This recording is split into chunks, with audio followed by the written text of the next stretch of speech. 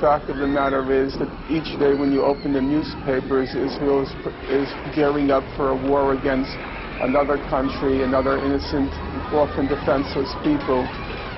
This past week they talk about a second attack, or Operation Cast Lead 2 against Gaza.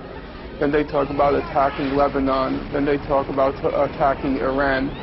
I think it is correct to say that in the modern world, in the contemporary world, there is really no state quite like Israel. Israel is off the cliff. It's become a lunatic state. America and Israel share an unbreakable bond. AIPAC is one of the reasons why. All of us share a fundamental belief that the freedom and security of Israel are a vital interest of the United States of America. We need you now more than ever. Between 2000 and until 2009, around 6,700 children were detained. That's not a mistake. That's not something that's confusing to the Israeli military. Children are being abused throughout the interrogation. They are being targeted.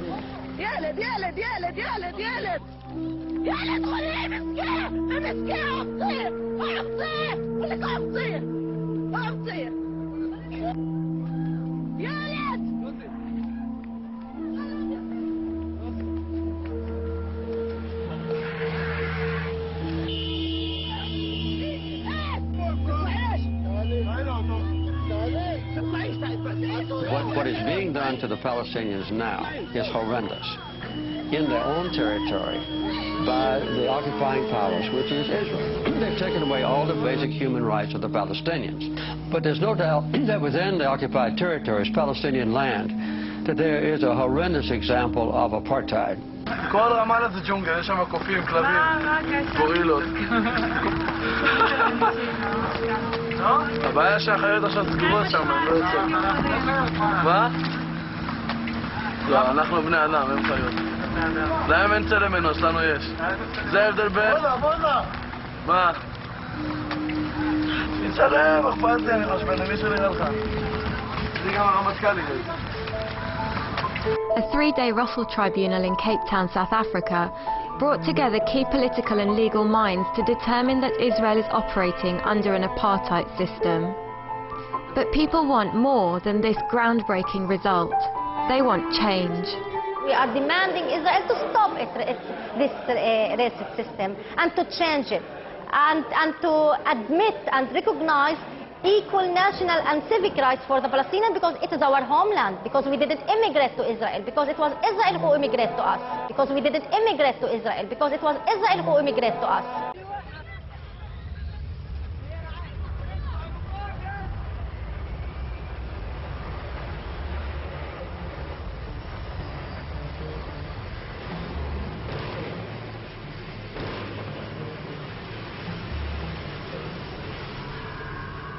If someone came inside your home, you came home and you found someone in your home, and you asked them why you're here, you said, because in the scripture that God gave to me, he said that this house here belonged to me.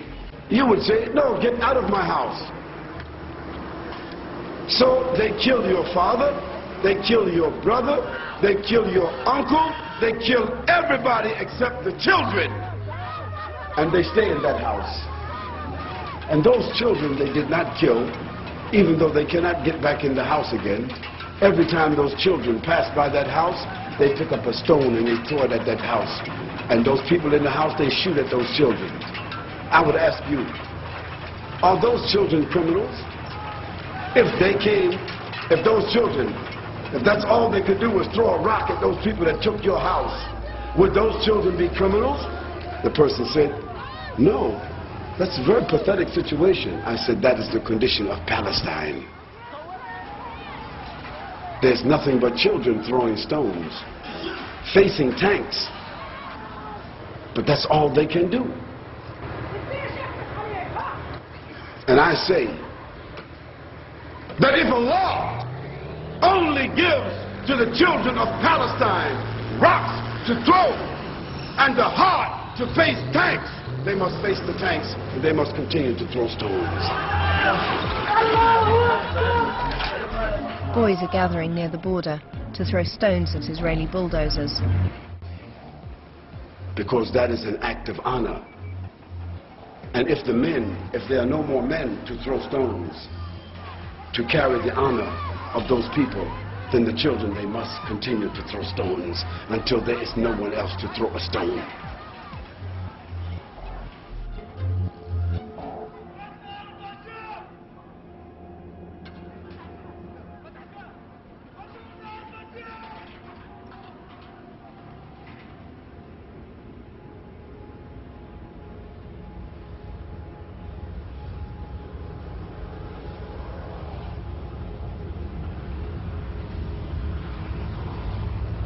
When my great-parents, came from Russia, in 150 years ago, they came because there was a Bible in one hand. My great-grandfather from Dnepropetrovsk came with a Bible in one hand and a rifle in another, and his hand was extended to the Arabs who lived here. Some did make business with him, others who fought him had to meet the wrath of his rifle. And that's how you live in the Middle East. We are a people who want to survive.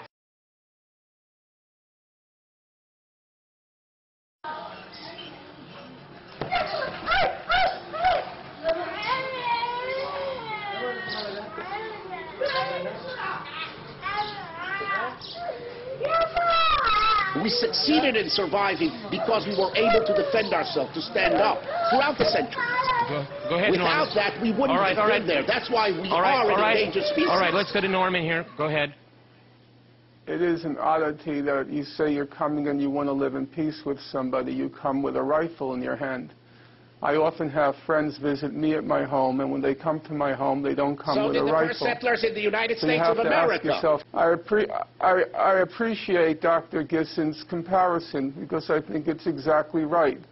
The first Euro-Americans who came to North America came with a rifle in hand because they came with the intention of displacing and dispossessing the indigenous population. That's why they needed a rifle. And most Americans nowadays at least acknowledge the fact that what was done to the indigenous population of North America was wrong.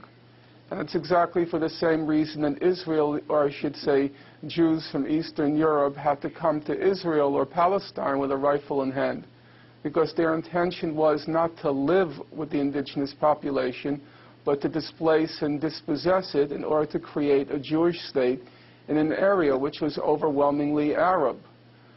And I think pretty much everything that ensued after that followed from that basic fact. I know both from the moral sense and from the practical sense that the only way to stop the violence is to treat the root cause from which the violence has started.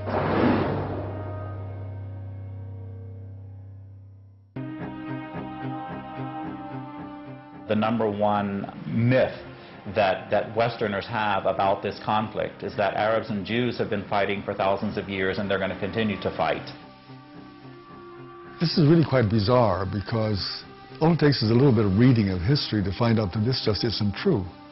There is no congenital historical enmity between the Arabs and the Jews. The Jews flourished in the Arab world at a time when they were being persecuted throughout all of Europe. At the end of the 19th century, because of anti-Semitism in Europe, European Jews began to try and figure out a solution to the Jewish problem. A very small minority adhered to Zionism, the idea that the only place in which they could be safe is within a Jewish state. Zionist Jews actually had a design on the land of Palestine, the idea of creating a homeland for Jews in the land of Palestine. And this is really the beginning of the conflict. The concept for Jews to have a state is expressly forbidden in the Torah, in the Jewish teaching, since the destruction of the temple 2,000 years ago. We were told by the Almighty in a prophecy of King Solomon that we are forbidden to have our own entity, our own state, our own kingdom, even in an uninhabited land. And this was held by all Jews around the world for thousands of years. And it makes it worse, compounds the sin, the crime in having the state, because this state of Israel that these nationalists made it in Palestine, made it in a land that was inhabited by the majority Muslim people, by the Palestinian people. Villagers were expelled en masse, and massacres occurred in many places.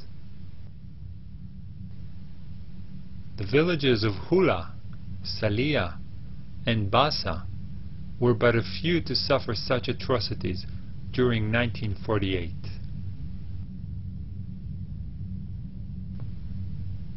Once Zionist troops occupied a village that resisted them, they would round up all the men according to lists the intelligence officers would provide. On the whim of the local commander, they would either shoot them or march them away.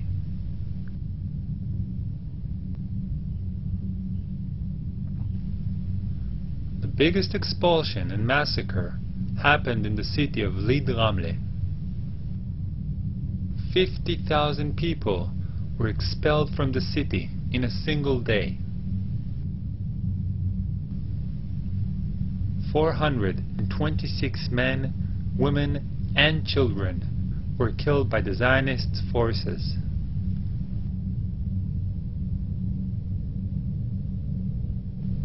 The general in charge of the occupation and expulsion of Lid Ramle was Yitzhak Rabin, who would later become Israel Prime Minister, serving 2 terms.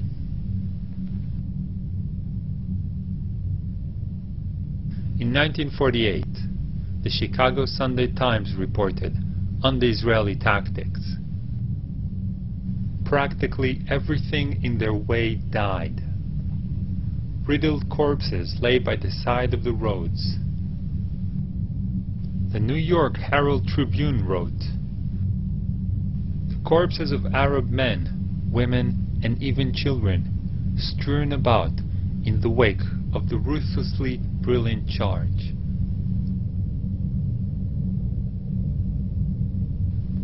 The London Economist reported, "The Arab refugees were systematically stripped of all of their belongings.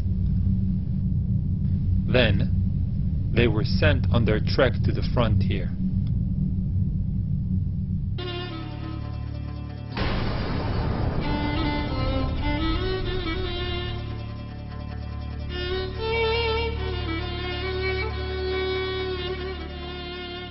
I was among the people that conquered Akko.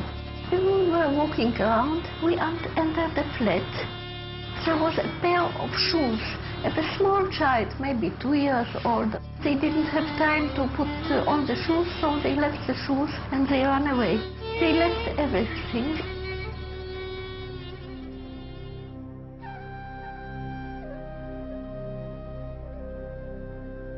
We found out that there was a systematic expulsion of Palestinians, and there was, as I said, there was an ethnic cleansing operation taking place. The most infamous campaign was the massacre at the village of Deir Yassin, where over 100 men, women, and children were systematically murdered. هذا البيت مكان متخبين فيه أنا وولادي وأخويا موسى. مكاليت أنا معد أخوي موسى مشاكل نتونس في الله فيه. هذا البيت. أجوا قالوا لما كنا بالبيت كنا مش كسر ثبتنا الكنبلة وجينا صورتنا وبنت الصواب تمسح ولادي وكان بعد ما راحت المراكة الحالة كسروا الباب علينا وطلعونا بدهم يقتلوا مسادبة في على وجهها اللي يقتلوه. وتناولت 250 نيرة من عدة وقلت يا خواجه بس مشان الله الطالب بدها سفر كنت لسه قال لي كتير انت كويس وهات المصاري وهات شو كنت الحنو شو تسوي فيها كنت الحنو اجراك يا ويلي هي زوجتك على السلام تحلو وزادك يعود حتى في الصيف ويكون راسك موسى الدواء حتى 5 3 مليون تحت راسها